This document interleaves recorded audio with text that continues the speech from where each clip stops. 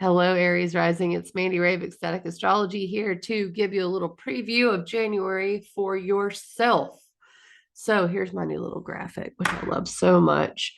It is, where's my little, there we go. All right, so here is the graphic down here. Now I've got the calendar up here. You saw that in the general forecast. What you didn't see is through the houses, because that is what I created for you. So Aries rising, here's your little glyph, Aries. That's the first house, self, independence, instincts, identity. That's where the eclipses are for you, all right? So we've got the eclipses in the first and seventh house. That is my identity and relationship. So I just wanted to show you a little bit about how to read this. Then you can see Jupiter and Uranus is in Taurus. That's your second house, self-sufficiency, money, values, and security.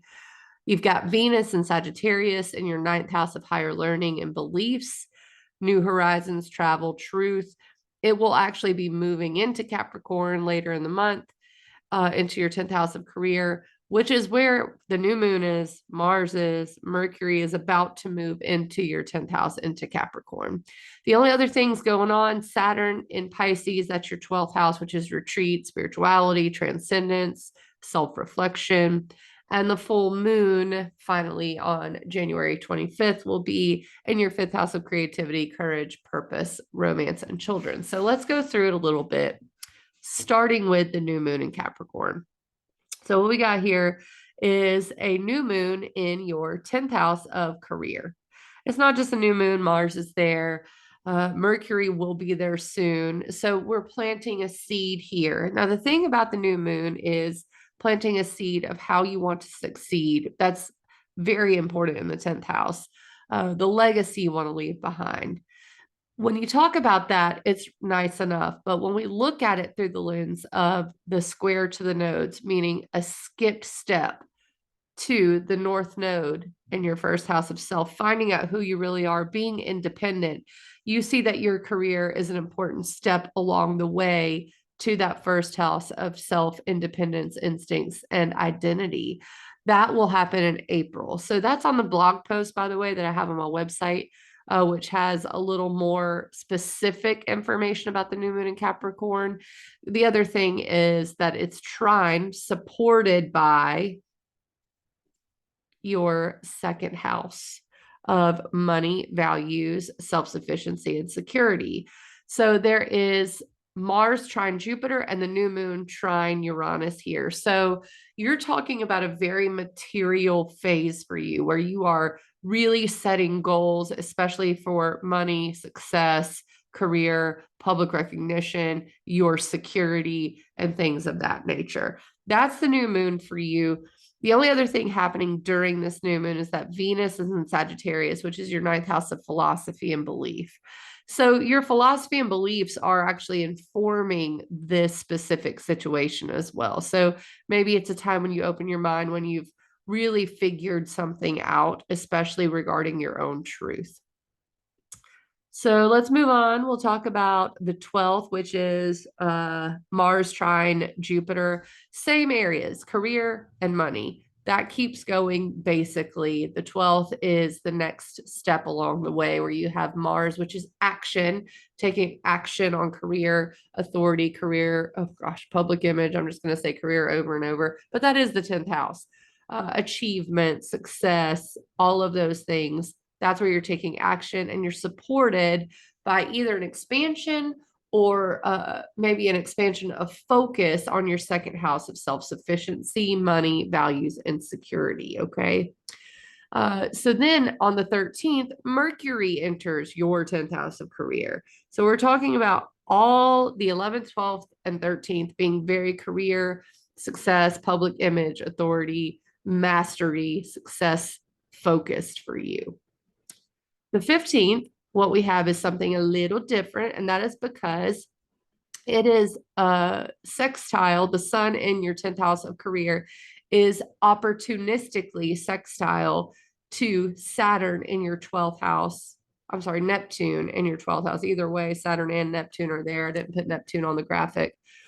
12th house of transcendent self-reflection, release, and spirituality. So this is when you can reach into that still small voice, that intuition, and know where you should be going and what you should be doing career wise. Okay.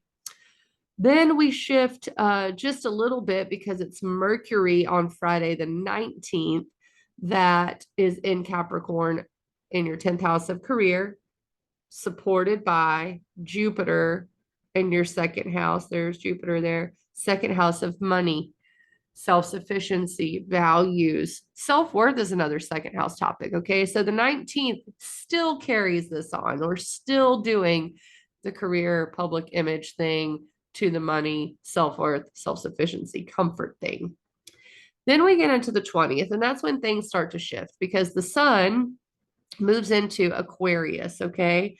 Aquarius is your 11th house, which is goals, networks, long term aspirations. So not only is the sun moving in there, which it does every year, but Pluto, which is power, empowerment. Sometimes disempowerment comes first, though. Remember that. So what we're talking about is a huge focus going into the goals that you have for the future, the communities that you involve yourself in. That's going to be a theme for the next good while with Pluto there.